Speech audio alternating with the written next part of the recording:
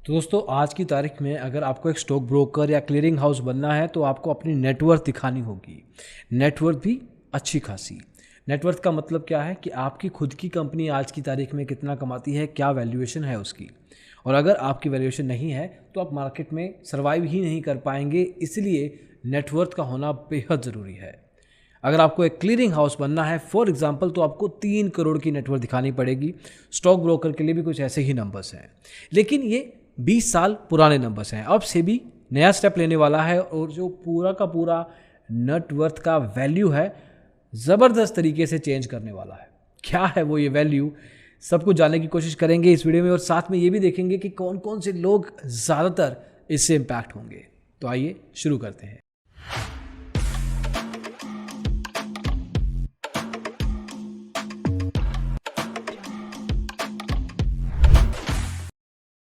तो दोस्तों बहुत सारे ब्रोकर्स मार्केट में आ जाते हैं और बहुत सारा पैसा देख के पागल हो जाते हैं और कुछ ऐसी हरकतें कर देते हैं जिससे पूरी की पूरी ब्रोकिंग इंडस्ट्री ख़राब होती है।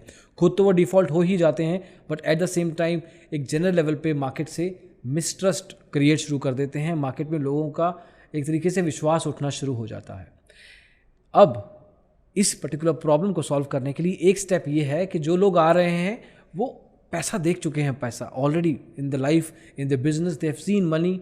इन्हीं तरह के लोगों को मार्केट में आना दिया जाए as a clearing house, as a stock broker.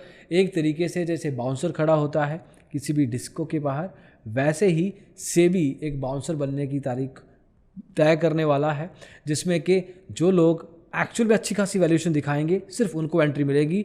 छोटा जो स्टॉक ब्रोकर है अगर उसके पास नेटवर्थ आज की तारीख में नहीं है तो बेटर ये रहेगा कि over a period of time net worth create करे और फिर जाके मार्केट में आए। फॉर एग्जाम्पल क्लियरिंग हाउस अगर आपको बनना है तो आज की तारीख में सिर्फ 3 करोड़ रुपए की नेट वैल्यूएशन आप दिखाइए और आप एक तरीके से क्लियरिंग हाउस बन सकते हैं।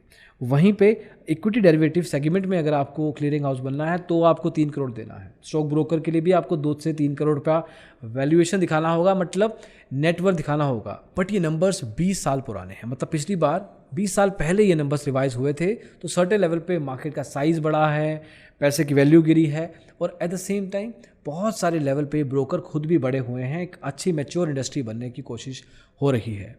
इसीलिए 3 करोड़ से अक्टूबर 2022 से ये वैल्यू हो जाएगी 25 करोड़ रुपीस, सीधा 800% से भी ज़्यादा का जंप। And then at the same time उसके अगले साल ये वैल्यूएशन 50 करोड़ नेटवर्थ की एक्सपेक्टेशन होगी। मतलब 2022 अक्टूबर में अगर आपके पास 25 करोड़ नहीं है तो आप क्लियरिंग हाउस नहीं बन सकते, और उसके अगले साल उसी कंपनी को 50 करोड़ की वैल्यूएशन दिखानी होगी। तो एक सस्टेनेबल बिजनेस है जो खुद ना खुद लेवल पे ग्रो कर रहा है। और बात अभी थमी नहीं है, अगर आप एक बड़े ब्रोकिंग हाउस हैं, बड़े लेवल पे अगर आप काम करते हैं तो डेली कैश हो, आपका कैश बैलेंस चेक एक तरीके से चेक होगा और उसकी 10% वैल्यूएशन आपको दिखानी होगी जो 50 करोड़ के ऊपर ऑब्वियसली हो सकती है।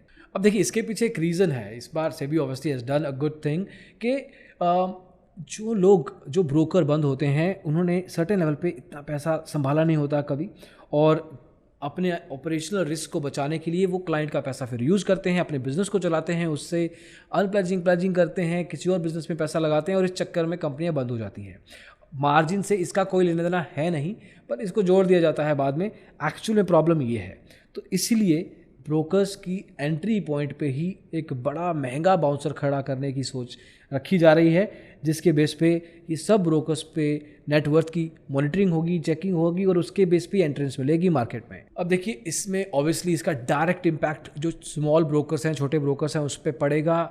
मार्केट के नंबर ऑफ ब्रोकर्स में कमी आएगी।